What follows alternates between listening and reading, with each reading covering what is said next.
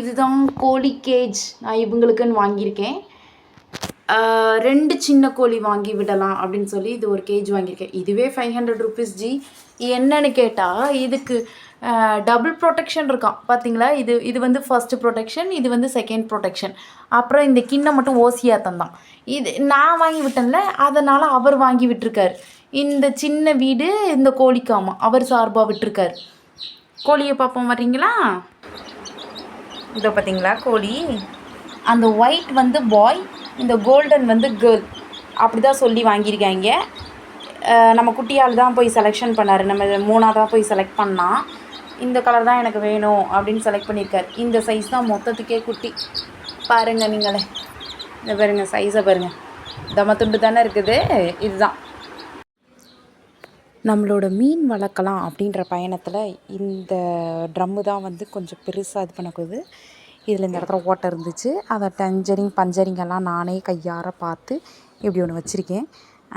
இதை வந்து பழக விடலாம் அப்படின்னு சொல்லியிருக்காங்க. 2 நாள் ட்ரம்மை அடைச்சி போட்டு வைங்க, அதுக்கப்புறம் மீன் வாங்கி விடலாம் அப்படின்னு சொல்லியிருக்காங்க. இதோட மினியேச்சர் பார்க்கலாம் வாங்க. இவங்க தான் அந்த 4 குட்டி வரவுகள், 5 குட்டி வரவுகள் மொத்தம்.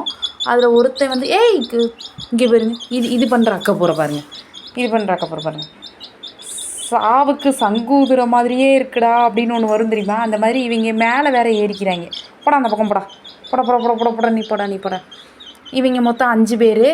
இவனோட அந்த பத்தியா கொஞ்சம் அசர விட மாட்டாங்கப்பா.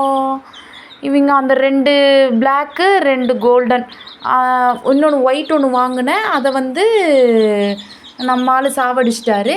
மிச்சம் இவ்வளோ தான் இருக்குது. மொத்தத்தில் கண்டென்ட் இது தான். நான் மீன் வாங்கிட்டேன்.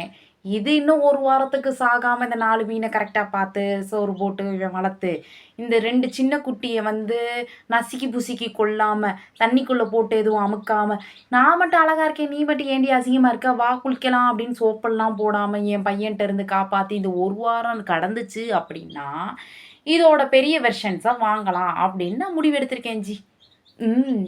நாங்களும் வளருவோம்ல அப்படின்னு நினச்சிருக்கேன், சொல்லியிருக்கேன். நினைக்கவா முடியும், சொல்லவா முடியும்னு யோசிப்பேன். ஆனால் இது 2மே இந்த வாட்டி செஞ்சுருக்கேன். என்ன நடக்குமோ, எல்லாம் பெருமாள் செயல்.